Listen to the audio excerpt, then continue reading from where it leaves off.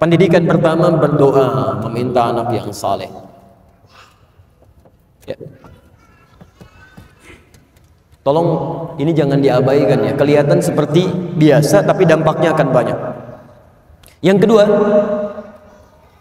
apa doa spesifiknya? Apa doa spesifik yang dimintakan supaya anak ini tumbuh dengan saleh? Kita lihat tafsiran nabinya, bukan pendapat pribadi di sini. Antum cari mau hadis yang tebal bahasa Arab atau yang tipis ada terjemahan? Oh, baik. Cari di Al-Arba'in hadis nomor keempat riwayat Abdullah bin Mas'ud radhiyallahu ta'ala anhu, posisi paling kiri sebelah atas. Saya bacakan hadisnya. Nanti kalau sedang ada yang mengandung, khususnya nanti sebelum 4 bulan dengan di atas 4 bulan itu agak berbeda doanya. Saya bacakan hadisnya. Bismillah. Qala Rasulullah sallallahu alaihi wasallam wa huwa as-sadiqul masduq. Satu kali Rasulullah sallallahu alaihi wasallam pernah bersabda, sedangkan beliau orang yang selalu benar dan dibenarkan oleh orang lain. Inna ahadakum yujma'u fi batni ummihi 40 yawman nutfah. Sungguh setiap anda itu, setiap anak cucu Adam akan dihimpun di perut ibundanya dengan berproses 40 hari pertama berbentuk nutfah, campuran antara spermatozoa dengan ovum, baru bercampur berproses. Thumma yakunu mithla dzalika 'alaqah. 40 hari yang kedua berbentuk 'alaqah, zighat yang mulai menempel di dinding rahim.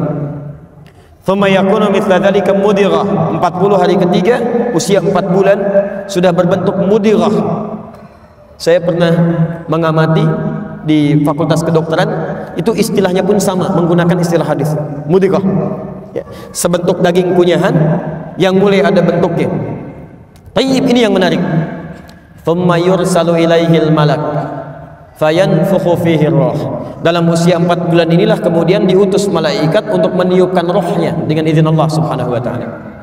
Dimohon sebesar-besarnya kalau ada yang tengah mengandung atau dalam proses kandungan sudah masuk pada usia 4 bulan, itu artinya rohnya sudah ditiupkan. Nah, dalam usia 4 bulan ini kemudian wa yu'maru bi katsbi arba'in, diperintahkan oleh Allah subhanahu wa ta'ala untuk menetapkan 4 hal. 4 hal. 1, bikatsbi rizqihi, tetapkan rizkinya. Kedua, wa ajalihi, ajalnya. Yang ketiga, wa amalihi, amal perbuatannya.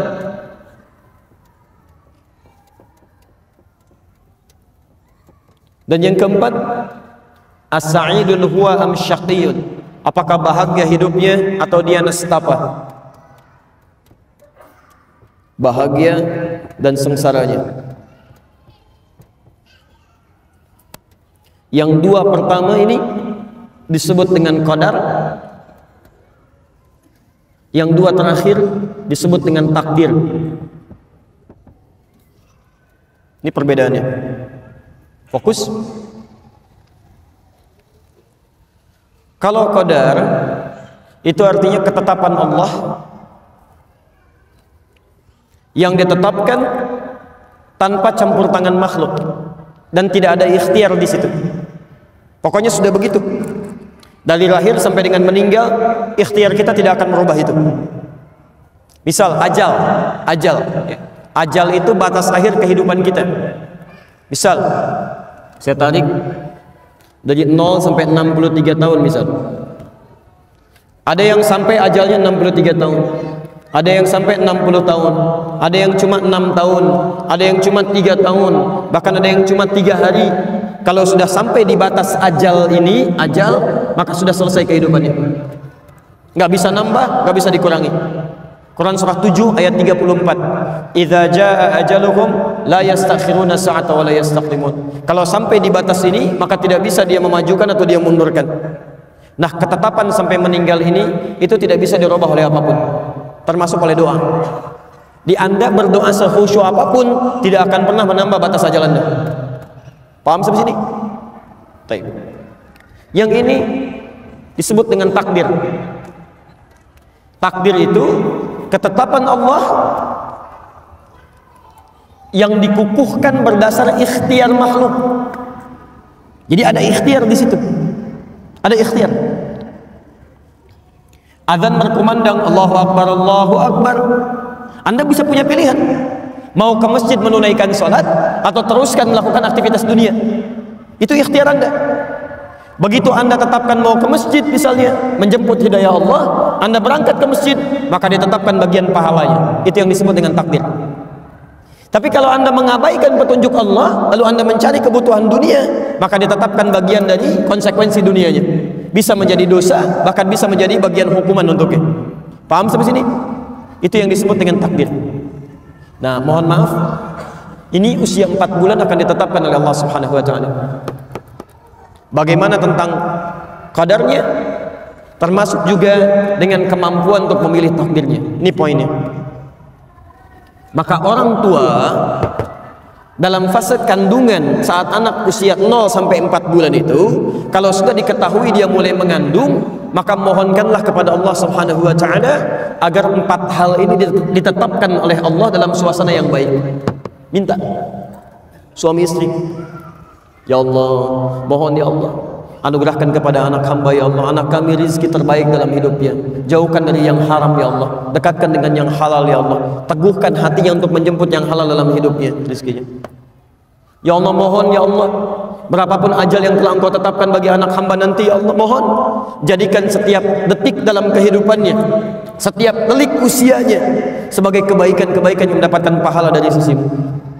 Ya Allah, mohon ya Allah, bimbing dia untuk selalu mengerjakan amal-amal yang saleh, meninggalkan perbuatan-perbuatan buruk. Mohon ya Allah, jadikan hidupnya penuh dengan kebahagiaan dan jauh dari segala nestapa dan kesengsaraan hidup. Ini 4 hal sebelum masuk usia 4 bulan. Jelas di sini? Ini sunnah. Ini sunnah yang mohon maaf sampai hari ini jarang memasyarakat di tengah-tengah komunitas kita. Ini poin yang sangat penting, kadang-kadang sangat menentukan. Taib.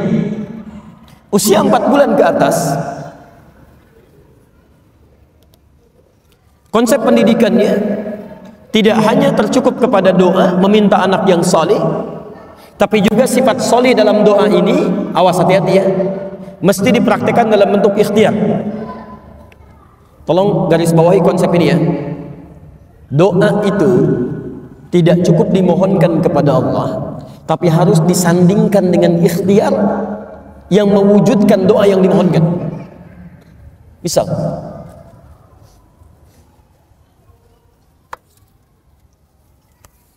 bapak ibu memohon kepada Allah supaya anaknya bisa rajin sholat, hafal Al-Quran, doanya bagus, tapi ikhtiarnya tidak sesuai dengan doanya. Maaf, Anda sekolahkan di tempat yang tidak pernah mengajarkan sholat, disekolahkan di tempat yang tidak pernah mengajarkan Quran, itu nggak nyambung namanya. Makanya orang tua dalam fase kandungan ini, ketika anaknya sudah mulai berkembang dalam kandungan, maka permohonan doa meminta anak yang soleh ini diiringi dengan ikhtiar orang tua. Apa diantaranya? Hadis riwayat Muslim, nomor hadis 1056.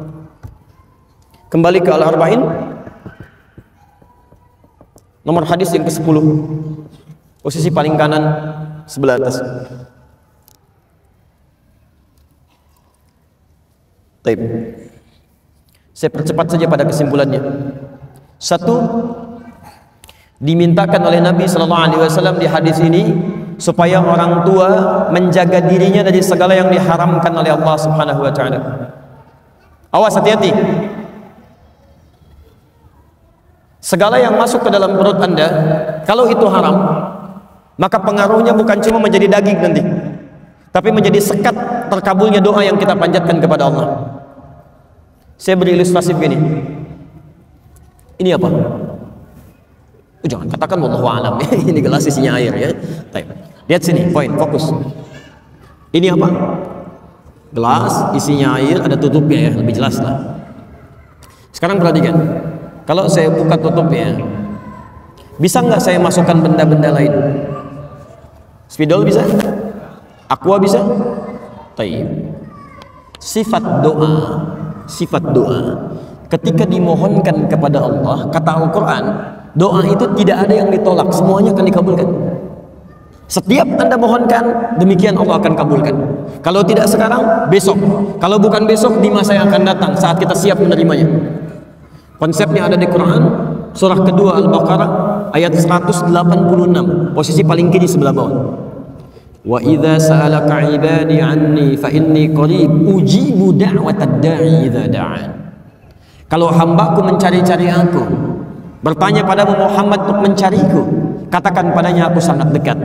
Dan jika dia bermohon kepadaku, pasti aku akan kabulkan. Di sifat doa itu kalau dimohonkan pasti dijawab. Sekarang yang jadi masalah, ada seseorang yang Nabi kisahkan, yutilus safara thumma dzakara rajula. Nabi mengisahkan seorang laki-laki yutilus safar, menempuh perjalanan yang panjang, asy'atha aghbara, sampai penampilannya berantakan, yamuddu yadayhi ilas sama, mengangkat tangannya ke langit. Maaf Bapak dan Ibu, tolong garis bawahi ini ya. Seorang yang menempuh perjalanan panjang itu diantara kemuliaannya mempercepat terkabulnya doa. Anda berdoa mengangkat tangan begini ke langit, itu termasuk mempercepat terkabulnya doa. Itu ada di Abu Daud, nomor hadis 1488 sampai 1490. Dan cara mengangkatnya bukan terpisah begini, tapi mendekat seperti ini. Mendekat. Ya, jadi ini redaksi riwayatnya mendekat bukan menjauh. Tayyib, orang ini menempuh perjalanan panjang, mengangkat tangannya ke langit, kemudian dia bermohon dengan al-asmaul husna. Faqala ya Rabb, ya Rabb. Keterangan ketiga dalam Al-Quran, surah ke-17 dari ayat 110 sampai 111, posisi paling kanan sebelah atas. Qulid'ullaha awil ar-Rahman ayyamma tad'u falahul asmaul husna. Kalau Anda punya kebutuhan, sebut nama Allah atau namanya Ar-Rahman, atau kalau Anda paham, cari nama-nama Allah yang sesuai dengan kebutuhan kita. Jadi kalau punya kesulitan, sebut ya Allah ya Al-Fattah. Kurang rizki, sebut ya Allah ya Razzaq. Ada yang mengganggu, sebut ya Allah ya Al-Jabbar. Dan puncaknya menyebut dengan nama rububiyah, ya Rabb, ya Rabb. Makanya Anda sering berdoa menggunakan kalimat Rabb. Rabbana atina fid dunya hasanah, Rabbana la tu'akhidna in nasina wa akhtana, Rabbana zalamna anfusana. Rabb. Orang ini menyebut dengan menggunakan Rabb. Menempuh perjalanan panjang, mengangkat tangannya ke langit, memulai dengan al-asmaul husna, ya Rabb, ya Rabb. Seharusnya doanya 6 kali dikabulkan lebih cepat dari orang biasa. Kata Nabi, anna yustajabu lidzalik, mustahil doanya bisa dikabulkan. Mustahil. Kenapa? Mat'amu haramun, karena makanan yang masuk haram. Mashrabu haramun, minumannya haram. Malbasu haramun, pakaiannya haram. Wa ghudhiya biharami, dan perangkat hidupnya haram. Mohon izin teman-teman sekalian, perhatikan sekali lagi. Kalau ada seseorang mengkonsumsi yang haram, maka itu akan menjadi daging, kemudian menutup sekat-sekat kebaikannya begini. Kalau sudah tertutup begini, Allah saat ingin mengabulkan doa bukan tidak ingin mengabulkan, saat akan dikabulkan gak bisa tuh, balik lagi, gak bisa masuk. Makanya orang-orang seperti ini, kalau sudah doanya sulit dikabulkan, nanti maaf, mendengar kebaikan pun susah juga.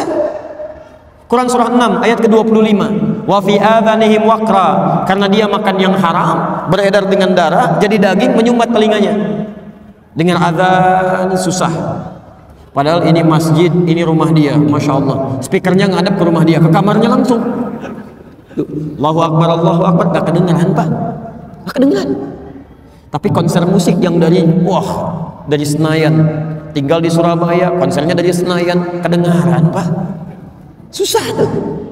Itu wa fi adhanihim waqra.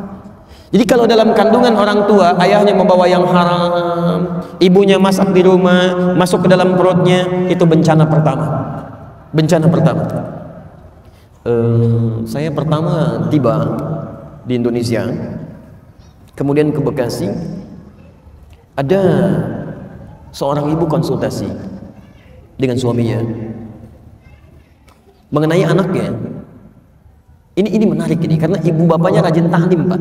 Rajin taklim, tapi anaknya itu sulit diaturnya luar biasa. Jadi tidak ada sekolah yang bisa menerima kecuali cuma 5 menit. Dan ibunya sudah paham, kalau ngantarkan ke sekolah yang baru akan menunggu di depan pintu gerbang sekolahnya selama 5 menit, karena akan diantarkan lagi. Saking sulit diatur. Tiba-tiba ikut belajar dengan kami, bertahan sampai 1 jam. 1 jam. Ibunya keheranan bertanya, Ustaz, alhamdulillah anak saya bisa bertahan. Justru saya ingin bertanya kepada ibu, ini anak siapa? Karena mustahil orang tua yang saleh kemudian turun kepada karakter anak yang berbeda. Ya, saya masuk dengan bahasa yang halus. Ini Ananda punya kepribadian yang berbeda dengan orang tuanya. Bisakah ibu dan bapak cerita? Ternyata Allahu Akbar, benar itu anak kembar yang dilahirkan lewat rahim perempuan yang lain. Lahir kembar, yang satu diadopsi oleh seorang artis, satu lagi oleh beliau ini. Kenapa diambil oleh beliau? Karena kehidupan orang tuanya memprihatinkan. Ayahnya sibuk dengan pencurian, istrinya suka mabuk-mabuk. Jadi begitu sedang dikandung, bapaknya bawa yang haram, istrinya senang mabuk. Begitu dilahirkan, lahirlah karakter anak yang sulit diatur itu. Itu nggak mudah. Ya. Bukan hiperaktif, tapi keluar dari batasan yang normal. Ya. Karena hati-hati, hiperaktif itu belum tentu jahat, belum tentu nakal, belum tentu tidak baik. Bahkan bisa jadi tanda pintar yang pertama. Saya turunkan dulu ya. Jadi ini suami mulai mencari rezeki yang halal. Lalu yang kedua, mulai meningkatkan amal saleh. Ini. Dan saya berhenti di sini dulu. Satu, berdoa. 2, cari rezeki yang halal. 3, mohon maaf, dalam usia kandungan khususnya 4 bulan, 5 bulan sampai ke persalinan, suami istri mulai meningkatkan amalan solehnya. Yang tadinya jarang tahajud, sekarang mulai tahajud. Yang jarang baca Al-Quran, sekarang mulai baca Quran, ya. Yang jarang kemudian tilawah, sekarang tilawah, baca tafsir, sering berzikir. Itu Masya Allah.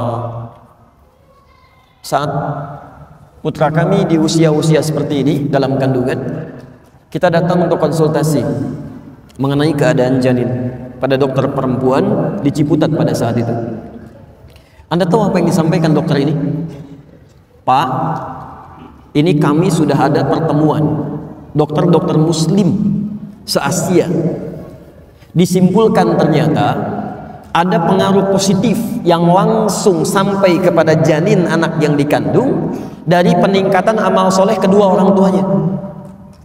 Dan di Malaysia pernah diuji, ketika seorang anak dalam kandungan dibacakan Al-Quran langsung, khususnya oleh ibunda atau ayahandanya, itu Masya Allah berubah posisi janinnya menjadi bersujud, jadi berputar begini. Itu langsung. Itu dokter yang menyampaikan. Kalau orang biasa mungkin bisa saya dengarkan, saya tinggalkan. Ini dokter. Lalu kami coba praktikkan pada anak kami, anak yang pertama. Ya, kita coba mulai tingkatkan amal saleh, baca Al-Quran, sampai kami beli speaker aktif. Ya, kemudian diisi USB. Di situ Quran aja terus berputar sampai 24 jam sampai hari ini. Ya. Di walaupun kita kosong, rumah tidak ada, itu Qurannya tetap putar, Pak. Kalau antum nanti ingin coba, silahkan, akan ada suasana yang berbeda. Nikmat, tenang gitu. Kadang-kadang jadi hidayah. Jadi hidayah di situ.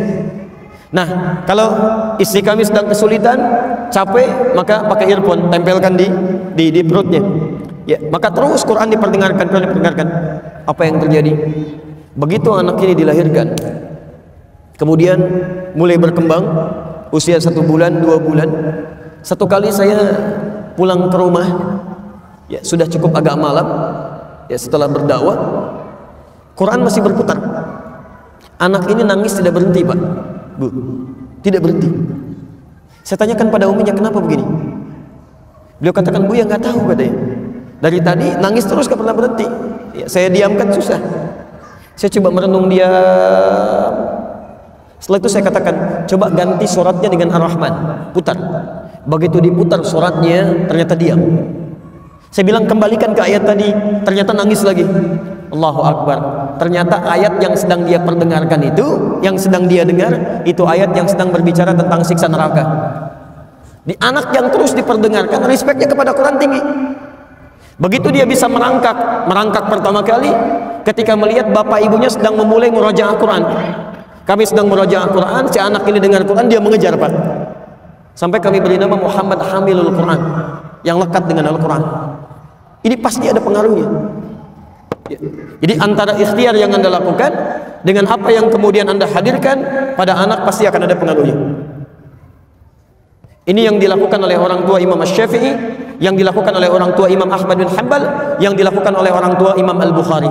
Nanti kalau ada waktu saya akan ceritakan bagaimana Imam Al-Bukhari yang lahir kemudian ayahnya meninggal dunia, yang matanya kemudian buta, tapi karena ikhtiar kedua orang tuanya oleh Allah Subhanahu wa taala dikembalikan matanya bisa melihat normal. Bisa melihat normal. Ini poinnya. Jadi kalau ada anak sikapnya kurang menyenangkan, yang pertama jangan dipersalahkan. Mungkin Anda juga yang salah awalnya. Tidak memberikan harta yang halal, membawa yang syubhat ke rumah, tidak memperhatikan perhatian yang benar. Ini poin. Jelas di sini?